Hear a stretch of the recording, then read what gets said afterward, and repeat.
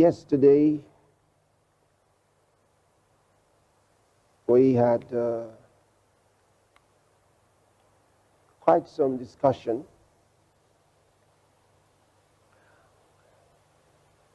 But I got some information today that was quite interesting. And I think you need to see it. Some information coming out of Germany, what they're trying to do. Interesting. Look at it here. Can I get the sound sharper, please? Germany to begin construction on Chrislam.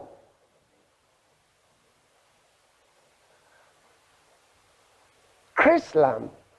Did you ever hear of Chrislam? So some people have never heard about it, but it's actually been there for a while. Chrislam. So the joining Christianity with Islam. So that's Chrislam. So think about it. The government of Germany. I mean, what's the government got to do with deciding how people come together to worship? So look what they're doing.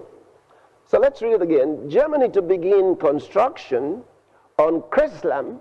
Now, Chrislam House of One. Okay? Chrislam House of One. So the name of what they're constructing is called House of One. Okay.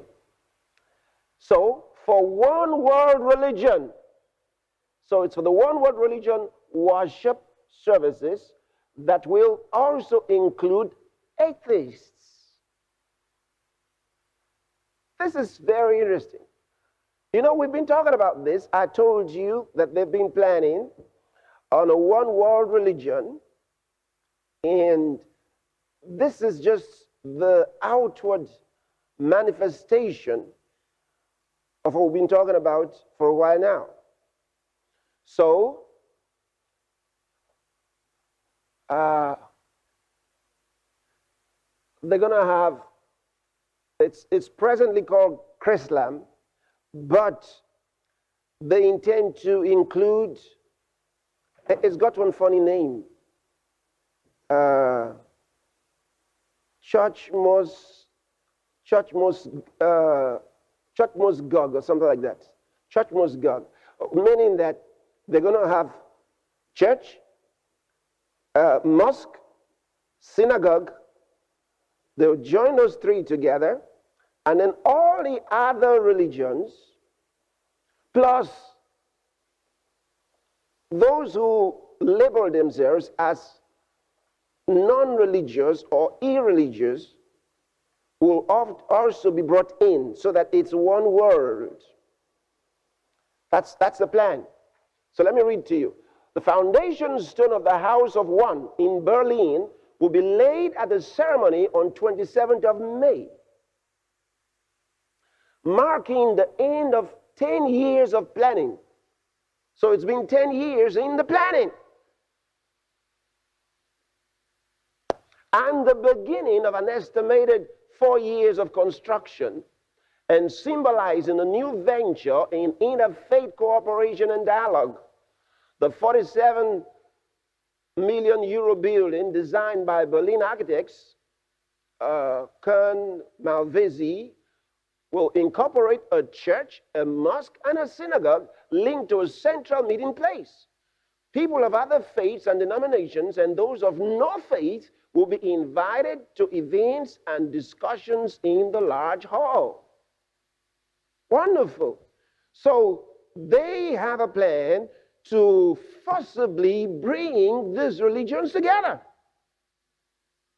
But I can tell you it's not really going to be by force. Why do I say that? Because there are many in Judaism, these are false Judaists, and then you have many who are false Muslims and many who are false Christians who are spearheading these interfaith projects.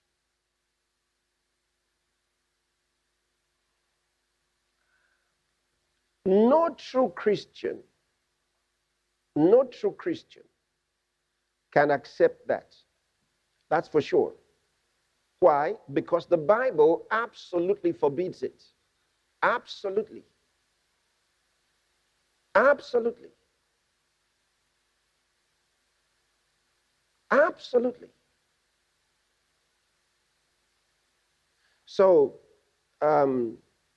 if you find a situation where maybe someone who is a minister, supposedly a minister of the gospel, is saying that they have a vision from God to bring the various religions together, that is the definition of a false prophet. Frankly true.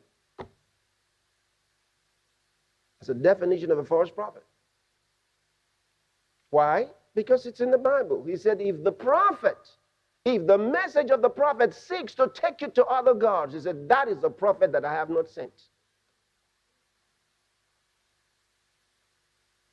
So it's one of the signs of a false prophet. It doesn't matter how popular that minister might be. It doesn't matter that he has been preaching the truth before. All those things don't count. It's who are you now? What do you believe now? What are you saying now?